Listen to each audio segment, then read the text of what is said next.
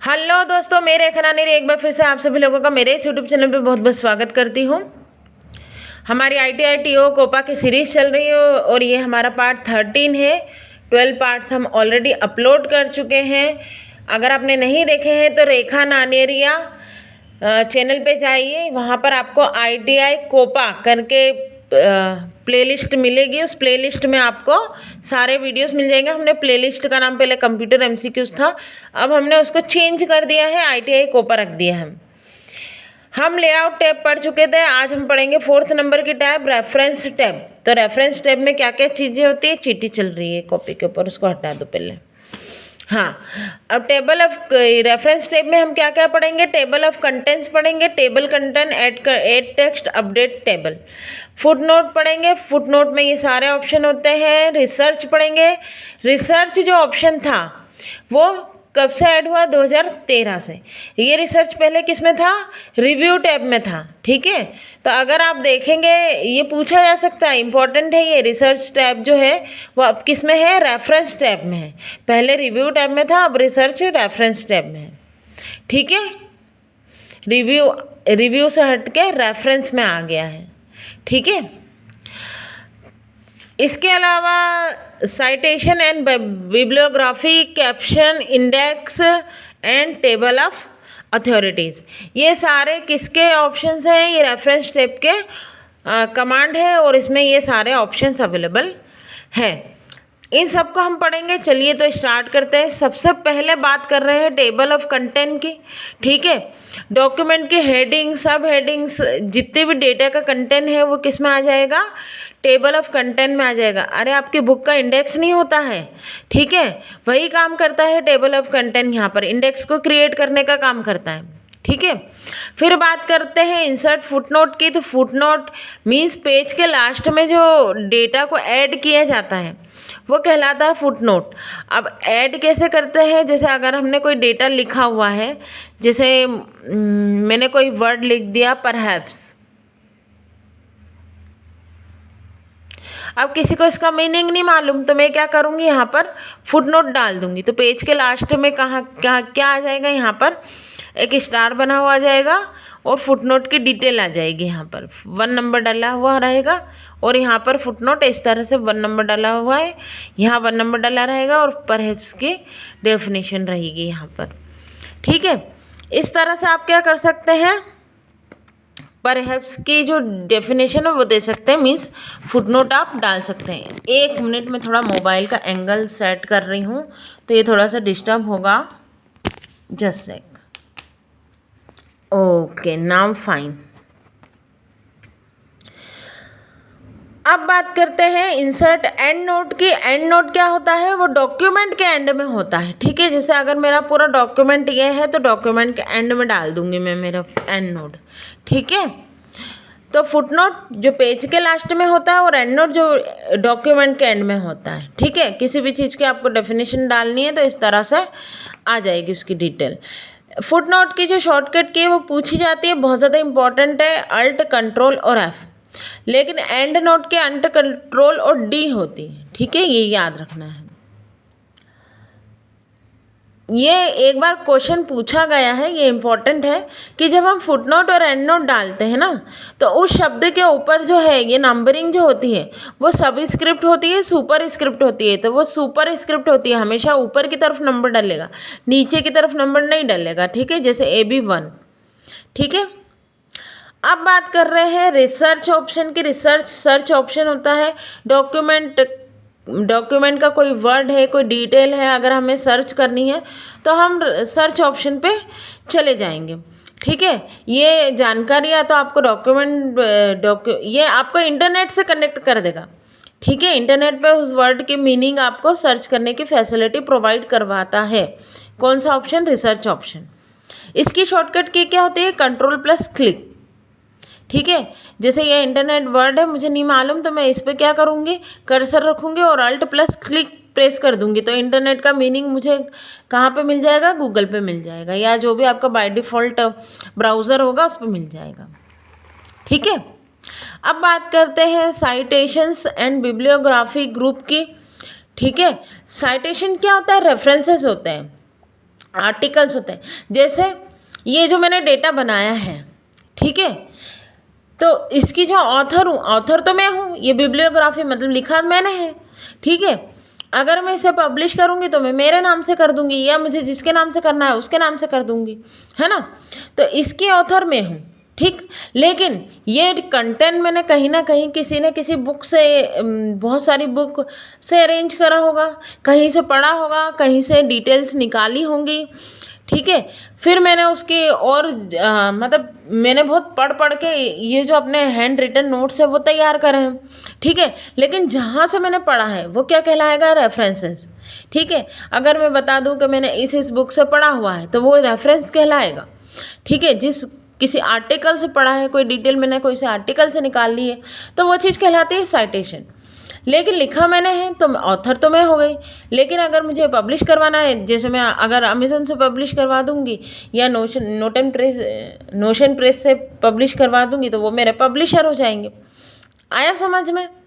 अब बिब्लियोग्राफी की बात कर रहे हैं तो बिब्लियोग्राफी डॉक्यूमेंट के अंत में बुक की संपूर्ण जानकारी होती है, ठीक है। बिब्लियोग्राफी मतलब क्या, पूरी डिटेल पूरी जानकारी, ठीक है, बुक की कि क्या क्या है इसमें, ऑथर नेम क्या है, पब्लिशर क्या है, कब कब कब बुक मार्केट में आई है, कब डिज़ाइन की गई है, इसका सेकंड वर्जन है कि थर्ड वर्जन है, ये सारी डिटेल आ जाती है, ठीक है। अब बात कर रहे हैं इंसर्ट कैप्शन की। इंसर्ट कैप्शन की शॉर्टकट की होती है Alt+S+P, ठीक है। किसी भी टेबल या फिगर का नाम देना। कैप्शन मतलब क्या, जैसे आपने देखा कोई सी पिक्चर है ना, जैसे कोई सी पिक्चर है ये, तो इस पिक्चर में उसका नाम आ जाएगा नीचे, ठीक है, उसका नाम आ गया, ये चीज़ कहलाती कैप्शन। मीन्स आपने उस फिगर का नाम दे दिया, उस इमेज का नाम दे दिया, कैप्शन कर दिया उसे, ठीक है। और इसकी शॉर्टकट की होती है Alt+S+P, ठीक। फिर होता है क्रॉस रेफरेंस। केवल एक नोट में एक जगह से दूसरी जगह पर जाने के लिए इस्तेमाल होता है क्रॉस रेफरेंस, ठीक है। क्रॉस रेफरेंस मतलब इस जगह से दूसरी जगह ले जाओ जहाँ से रेफ़र किया गया है, ठीक है। जैसे कोई बच्चे ने 5th में एडमिशन लिया, आज वो 10th में आ गया, तो उसकी जो भी जानकारी, बहुत ज़्यादा डिटेल्स जो रहेंगी वो 5th क्लास में रहेंगी, तो 5th क्लास से डेटा का उसकी डिटेल निकाली गई, ठीक है। तो ये होता है क्रॉस रेफरेंस। ये जो होता है, देखो अभी हम कौन सा टैब पढ़ रहे हैं, review tab, sorry reference tab में, ठीक है। तो ये रेफरेंस टैब में भी होता है। लेकिन अगर आपसे पूछा जाए कि क्रॉस रेफरेंस किस में होता है, तो ये इंसर्ट में होता है, ये याद रखने वाली बात है, ठीक है।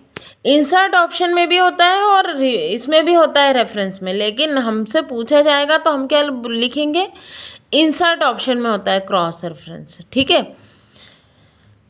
अब ऐसा क्यों, ऐसा इसलिए क्योंकि इंसर्ट में उसकी बेस मतलब डिटेल में है ये क्रॉस रेफरेंस, ठीक है।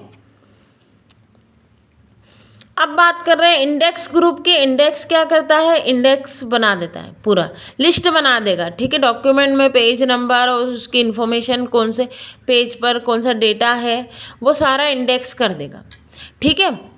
मार्क एंट्री मतलब डिक्शनरी बनाने के लिए, जैसे Alt+Shift+X इसकी शॉर्टकट की है, ठीक है। डिक्शनरी कैसे बनेगी, H, जैसे H दिया तो ये सारे शब्द आ जाएंगे, B दिया तो B से रिलेटेड सारे वर्डिंग आ जाएगी। डिक्शनरी तो आपने देखी होगी, ठीक है। तो मार्क एंट्री में आप सारी डिक्शनरी बना सकते हो। Alt+Shift+X इसकी शॉर्टकट की होती है, ठीक है। इम्पॉर्टेंट क्या है, कहाँ पर पूछा, क्रॉस रेफरेंस किस टैब में होता है, ये पूछा जाता है। अब बात कर रहे हैं मेलिंग टैब की। मेलिंग टैब क्या होता है कि हम क्या कर रहे हैं, एनवलप लेबल किसी को मेल कर रहे हैं, ठीक है। तो एनवलप क्या होता है, जिसमें आप कुछ भी डेटा सेंड करते हो किसी को, ठीक है। ग्रुप एनवलप पर एड्रेस व लेबल प्रिंट करने के लिए प्रयुक्त होता है, ठीक है। आपके पास कोई एनवलप है तो उस पर आप क्या करोगे, एड्रेस वगैरह डाल दोगे, ठीक है। डिलीवरी एड्रेस होता है, आपका एड्रेस रहेगा, और मोर देन 1 पीपल को सेंड करने के लिए इसका इस्तेमाल होता है, ठीक है। मेलिंग टैब आप मेल कर सकते हो, ठीक है। मोर देन वन पीपल को मेल कर सकते हो आप। पूरा ये जो भी आप एनवेलप बना रहे हो या लेबल बना रहे हो, अरे पहले लेटर नहीं भेजते थे, बस वैसा ही है ना। जैसे आज के समय में अपन पत्रिकाएं भेजते हैं तो हमारा एड्रेस तो सेम होता है, तो हम उसको प्रिंट करवा लेते हैं, लेकिन डिलीवरी एड्रेस अलग अलग होता है, तो हम पेन से लिख लिख के लोगों को सेंड करते हैं, है ना। तो वही चीज़ हम क्या कर रहे हैं, मेल से सेंड कर रहे हैं, ठीक है। अब इम्पॉर्टेंट क्या है इसमें, इम्पॉर्टेंट ये है, ये पूछा जाता है कि मेल मर्ज की स्टेप्स कितनी होती है, how many steps are used in mail merge. तो मेल मर्ज में जो होती हैं वो 6 स्टेप यूज होती हैं, ठीक है। और कई बार क्वेश्चन ये पूछा जाता है कि निम्न में से कौन सी मेल मर्ज की स्टेप नहीं है, which of the following is not a step of mail merge, ठीक है। तो इसकी 6 स्टेप होती है और ये सारी स्टेप आपको याद रखनी है। Select document type, select starting document, select recipient, select data source, preview result, select recipient, finish and merge. ये सारे स्टेप्स से आप क्या कर सकते हो, एक से ज़्यादा लोगों को मेल कर सकते हो, ठीक है। इसी को बोला जाता है मेल मर्ज और ये 6 स्टेप में होता है, ठीक है। बढ़े आगे। अब बात कर रहे हैं हम रिव्यू टैब की, ठीक है। रिव्यू टैब में क्या क्या होता है, रिव्यू टैब में सबसे पहले होता है प्रूफिंग। वो प्रूफिंग में होता है स्पेलिंग एंड ग्रामर, ठीक है। पूछा जाता है, सबसे पहला क्वेश्चन तो यही पूछ लिया जाता है कि स्पेलिंग एंड ग्रामर किस टैब में होता है, तो रिव्यू टैब में होता है। किस कमांड में होता है, तो प्रूफिंग कमांड में होता है, ठीक है। लास्ट टाइम शायद कोपा के एग्ज़ाम में ये पूछा गया क्वेश्चन है, ठीक। और ये तो कॉमन क्वेश्चन है कि स्पेलिंग एंड ग्रामर की शॉर्टकट की क्या होती है, तो F7 होती है, सबको मालूम है। मालूम नहीं है तो मालूम होना चाहिए, क्योंकि ये तो बच्चों का वाला क्वेश्चन है जो कभी भी पूछा जा सकता है, ठीक है। अब और ज़्यादा इंपॉर्टेंट क्या चीज़ें हैं भाई, ये रेड अंडरलाइन कब आती है, जब आपकी स्पेलिंग की मिस्टेक हो। ग्रीन अंडरलाइन कब आती है, जब आपने कोई ग्रामर की मिस्टेक कर रखी हो डॉक्यूमेंट में, ठीक है। और ब्लू अंडरलाइन कब आती है, जब आपने कोई फॉर्मेटिंग की मिस्टेक करी हो, ठीक है। जैसे अगर MS वर्ड को ऐसा लग रहा है कि हाँ ये वाली फॉर्मेटिंग नहीं होना चाहिए, दूसरी फॉर्मेटिंग होना चाहिए, तो वो आपको ब्लू लाइन से रिप्रेजेंट कर देगा। बहुत कम आती है, आपने देखी भी नहीं होगी, मैंने भी बहुत रेयर केस में देखी, ठीक है। तो आपको ये याद रखना, पूछा जाता है कि रेड अंडरलाइन या ग्रीन अंडरलाइन किस लिए यूज़ होती है, स्पेलिंग के लिए, ग्रामर के लिए, फॉर्मेटिंग के लिए, इस तरह से ऑप्शन आ जाएंगे, ठीक है। तो हमें याद रखना है कि रेड अंडरलाइन स्पेलिंग के लिए, ग्रीन अंडरलाइन ग्रामर के लिए, जी इधर भी ग्रीन, इधर भी जी, इधर भी जी, इस तरह से याद रख लो, ठीक है। अब बात करते हैं थेसारस की। थेसारस की जो शॉर्टकट की होती है वो शिफ्ट प्लस F7 होता है। थेसारस क्या होता है, थेसारस आपको किसी भी शब्द का सिनोनिम्स और एंटोनिम्स दोनों बता देगा। मीन्स आपको उसकी डिटेल, उस वर्डिंग की डिटेल जानकारी दे देगा, ठीक है। सिनोनिम्स मतलब विलोम शब्द, समानार्थी शब्द, और एंटोनिम्स मतलब विलोम शब्द, ठीक है। अब बात करते हैं वर्ड काउंट की। मोस्ट इम्पॉर्टेंट है ये, क्यों, क्योंकि यहाँ से क्वेश्चन बनता है, ठीक है। सबसे पहले तो पूछा ये जाता है कि वर्ड काउंट रिव्यू टैब के अलावा और किस में होता है, तो वो स्टेटस बार में होता है, ठीक है। रिव्यू टैब में भी कहाँ पर होगा, ये प्रूफिंग में होता है, ठीक है। ये हमने देखा, रिव्यू में प्रूफिंग, और प्रूफिंग के अंदर स्पेलिंग एंड ग्रामर। उसी तरह से रिव्यू के अंदर प्रूफिंग के अंदर प्रूफिंग के अंदर वर्ड काउंट। तो ये 2 जगह होता है, एक तो स्टेटस बार, दूसरा proofing.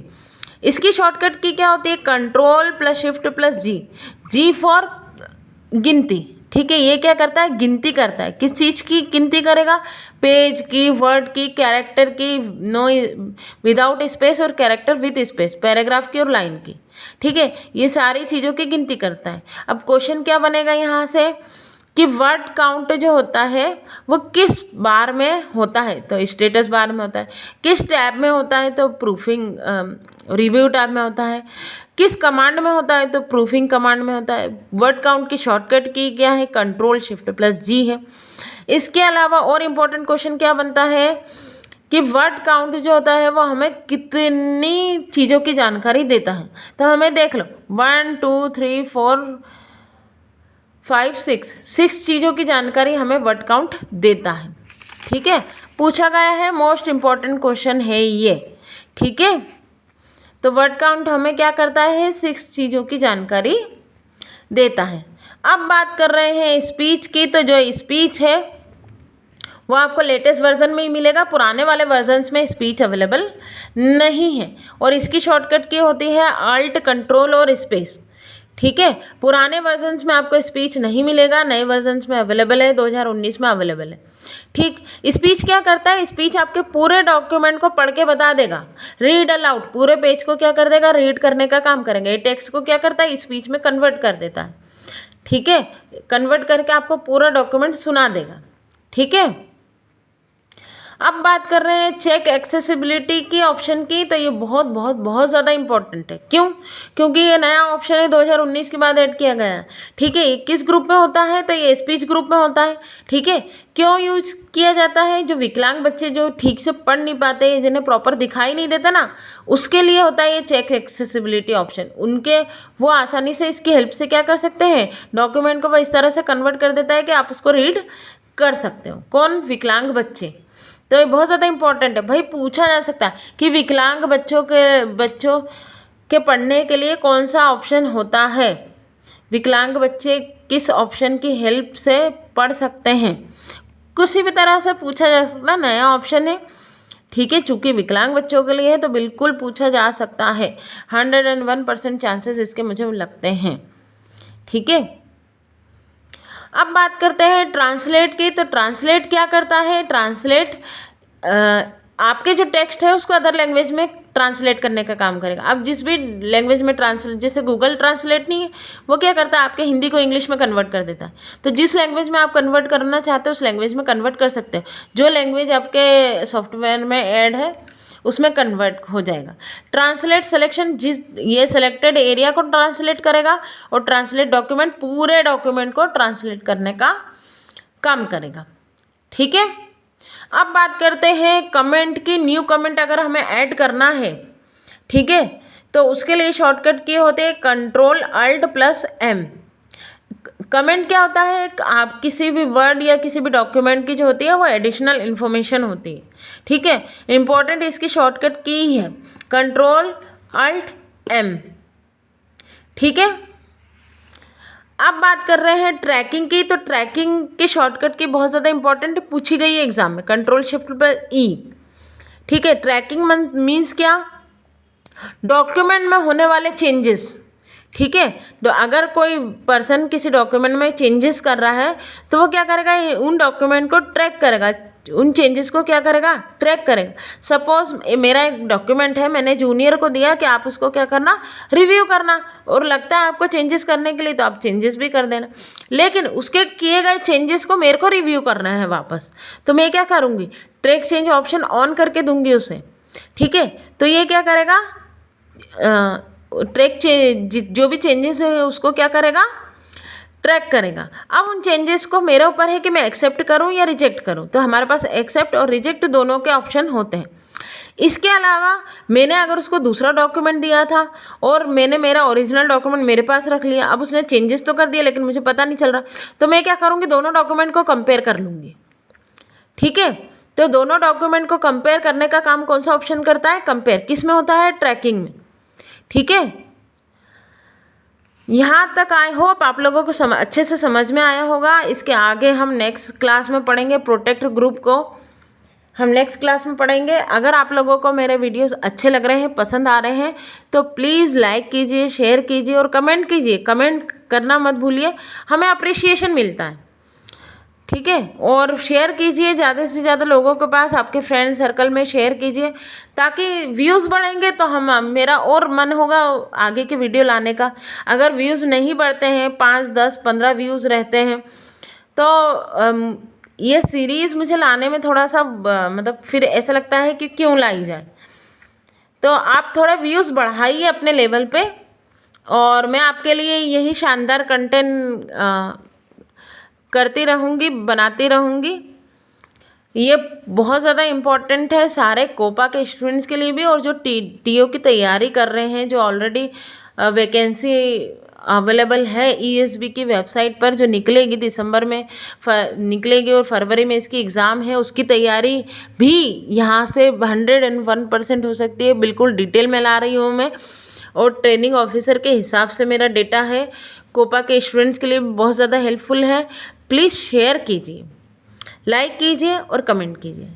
Thank you for listening me. Thank you very much.